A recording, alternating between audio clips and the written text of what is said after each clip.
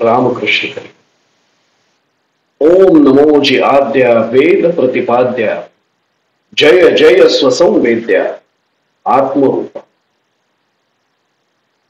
ग्रंथराज ज्ञानेश्वरीतली माऊलींची मंगलाचरणाची जी पहिली ओवी आहे त्या ओवीचं चिंतन आपण मागच्या भागापासून सुरू केलंय.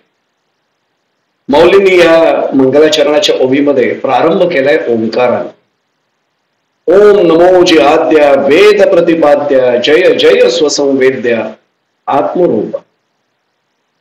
आपण पहिल्या भागात पाहिलं की प्रत्येक संतांनी आपल्या कुठल्याही अभंग गाथेचा प्रारंभ असो, एखाद्या पोथीचा प्रारंभ असो, मंगलाचरण करताना गणराजाचं स्तवन केलं.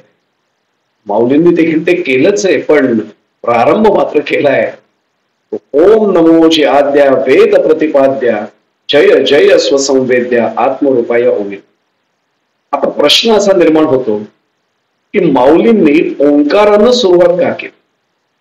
ओम नमोजी आद्या थेट गणरायाचं नाव न घेता ओम नमोजी आद्या असा प्रारंभ नेमका का केला? याचं अनेक बाबतीत म्हणजे अनेक स्वरूपाने खरं तर उत्तर देणं शक्य आहे. मुळामध्ये विश्ववंद्य जगद्गुरु संत श्री तुकाराम महाराजांना शरण गेलं तर त्यांचा एक अभंग या संदर्भात प्रमाण अभंग म्हणून आपल्याला उद्धृत करता येईल. आपल्याला कल्पना आहे सर्वांच्या पाठातला तो अभंग आहे, प्रत्येक घराघरात पोहोचलेला खरं तर तो अभंग आहे. ओंकार प्रधान रूप गणेशाचे हे तिन्ही देवांचे जन्मस्थान. ब्रह्मा विष्णू महेश हे जे तीनही देव आहेत, खरं तर भगवंत किंवा ईश्वर स्वरूप एकच आहे, ईश एक, पण त्याची रूप अनेक आहेत. त्यातही जी तीन रूप आहेत ब्रह्मा विष्णू आणि महेश, म्हणजे उत्पत्ती स्थिती आणि लय असं आपण नेहमी वर्णन करतो, या तीनही देवतांचं उगमस्थान, त्यांचं जन्मस्थान तुकोबाराय ग्वाही देऊन या अभंगातमधून आपल्याला सांगतायत की हे ओंकार रूप आहे. ओंकार प्रधान रूप गणेशाचे. हे ओंकार कोणाचं स्वरूप आहे? गणरायाचं स्वरूप आहे आणि हे तिन्ही देवांचे जन्मस्थान.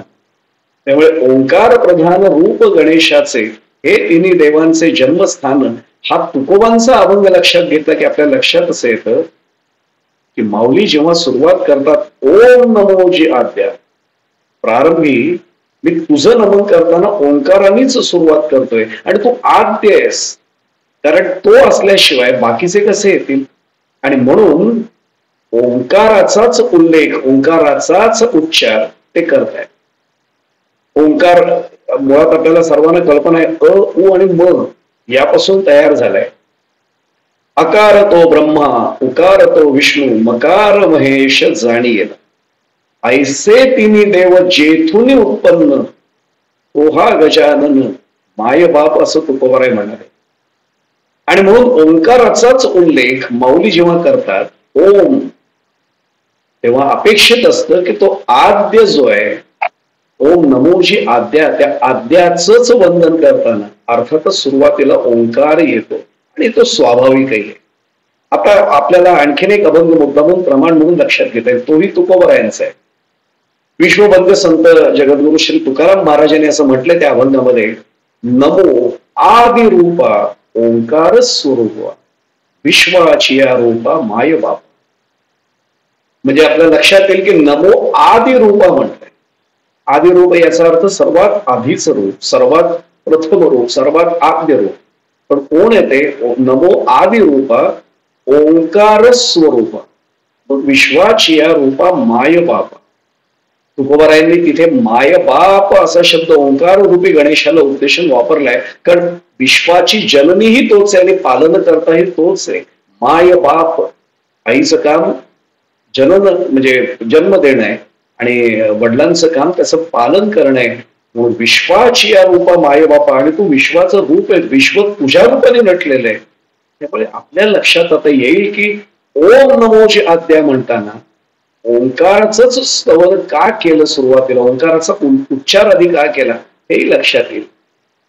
नमो आदि रूपा ओंकार स्वरूपा विश्वाची या रूपा माय बाप. आपल्या लक्षात येईल की ओम नमोजी आद्या म्हणजे तो मुळामध्ये कसा आहे? आद्यच आहे. हे आदिरूप गणेशाच आहे. आपल्याला भगवद्गीतेचा संदर्भ जर घ्यायचा झाला तर 8व्या अध्यायामध्ये 13वा श्लोक आलेला आहे आणि त्याच्यामध्ये उल्लेख आहे ओम इत्येकाक्षरम ब्रह्म. ओम इत्येकाक्षरम ब्रह्म. ओम इति एक अक्षर, म्हणजे ज्याला आपण काय म्हणू, एक अक्षरम ब्रह्म. हे ब्रह्माचंही स्वरूप आहे. नाही ब्रह्म म्हणजे ब्रह्मा विष्णू महेश मधलं नाही आहे. हे जे परब्रह्म सर्वत्र आहे, ब्रह्म सत्य जगन मिथ्या असा उल्लेख आपण जो करतो तो ओंकार रूप आहे. आणि म्हणून ओम हे मांगलिकत्वाचंही प्रतीक म्हणून मानलं जातं. म्हणून सुरुवातीला ओम. त्यामुळे माऊली काय करतायत, ओम ने निर्दिष्ट असलेल्या आत्मरूपाला ते प्रथम नमन करतायत. हे आद्या, हे ओंकारा, तुला नमस्कार असो, म्हणून ओम नमोजी आद्या. आपल्या सर्वांच्या लक्षात येईल आता की माऊलींनी जाणीवपूर्वक या ओंकाराचं प्रयोजन केलं. मुळामध्ये ओम हा सर्व मंत्रांचा बीज मंत्र मानण्यात आलेला आहे आणि ध्वनी हा सुद्धा ओंकारातूनच प्रकट झालाय.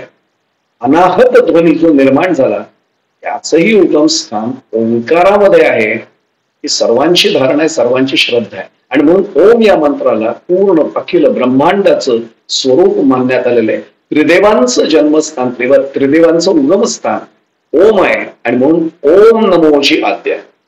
अव्यक्त निर्गुण निराकार असलेल्या चैतन्यमय परब्रह्माचं ओम हे व्यक्त, सगुण आणि साकार रूप आहे असं म्हटलं तर ते अप्रस्तुत ठरणार नाही, ते अतिशयोक्तीचंही ठरणार.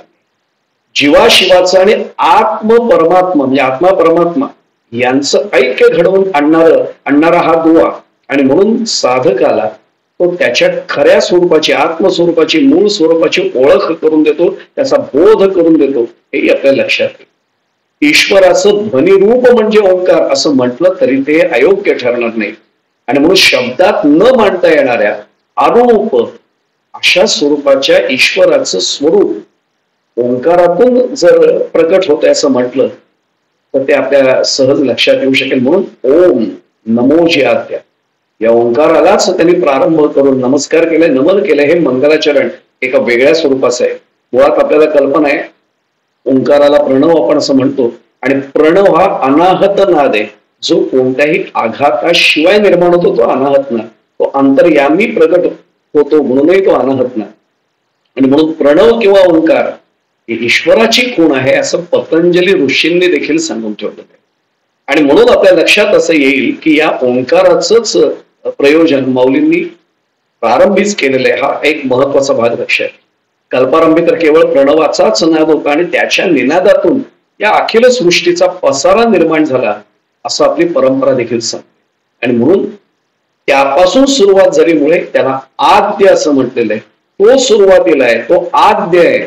म्हणून ओम नमोजी आद्या या ओंकाराला नमस्कार केला की या अखिल ज्याला आपण ईश्वराचं निर्मितीचं स्थान आपण म्हणतो त्याच्यापर्यंत आपला नमस्कार पोहोचतो. बीज मंत्र म्हणून आपण ओंकाराचा उपयोग जो केला तोच माऊलींनी या ठिकाणी सुरुवातीला केलाय. ओम अक्षरापासून प्रारंभ केलाय हे लक्षात येईल.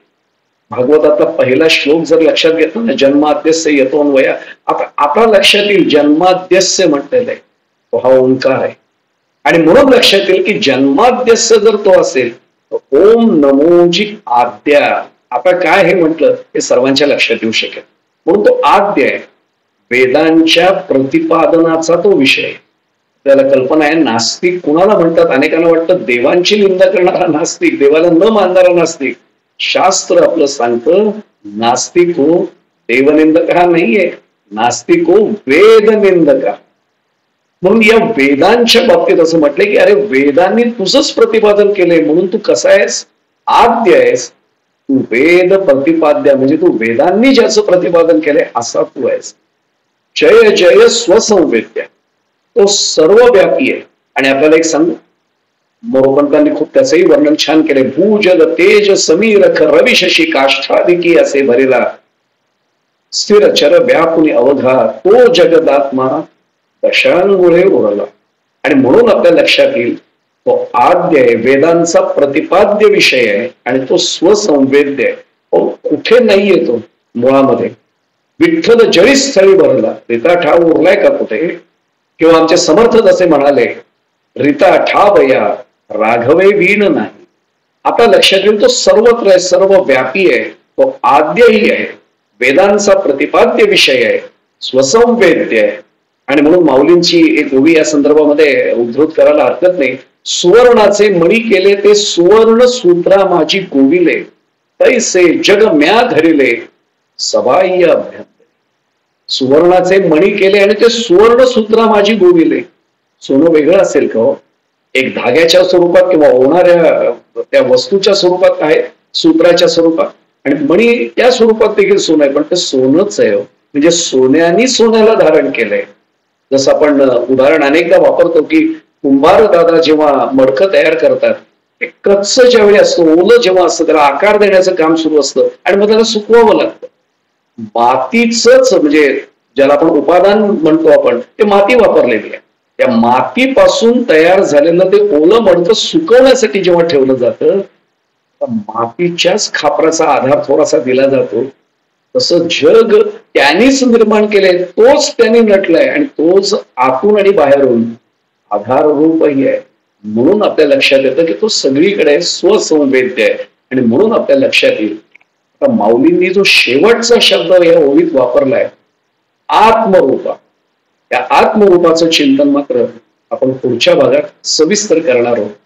त्यावेळी आपल्याला या ओवीचं खरं महत्व लक्षात येईल. त्याचं चिंतन पुढच्या भागात आपण करूया.